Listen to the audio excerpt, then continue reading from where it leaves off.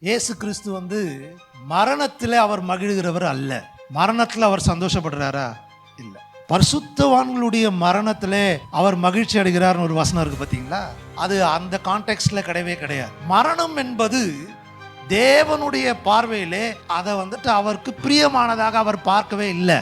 ஏன்னா மரணத்தை இயேசு விரும்பவில்லை. ஒன்று.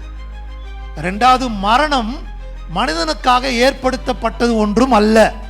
அன்றைக்கு ஏதேன் தோட்டத்தில் அது சாப்பிட்டதுனால என்ன வந்துச்சு? மரணம் வந்துச்சு.